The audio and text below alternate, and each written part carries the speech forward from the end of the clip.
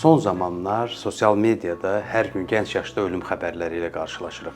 Həqiqətən də infarkt bu qədər gəncləşibmi? Amerikada aparılmış bir tədqiqata görə 1990 və 2000-ci illər arasında ilk infarkt yaşı 55-60 yaşındaykən 2010 və 2020-ci ildə bu yaş 45-50 yaşına enmişdir. Yəni infarkt həqiqətən gəncləşib. Səbəbi nədir? Səbəbi təbii ki, birinci növbədə siqaret, nargilə və elektron siqaretlərin çox istifadə edilməsi. İkinci səbəbi piylənmə və insulin dirənci. Üçüncü səbəbi hərəkətsizlik, oturaq həyat. Dördüncü səbəbi isə stress və yorğunluq və yuxusuzluq.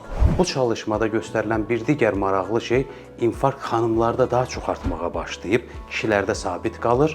Səbəbi nədir? Xanımlarda siqaret və elektron siqaret istifadəsi artıb və tədqiqatlar göstərib ki, xanımlar xolesterin düşürücü dərmanı daha az istifadə edirlər, bundan qaçırlar. Bu işin mənfi tərəfi, amma müsbət tərəfi nədir?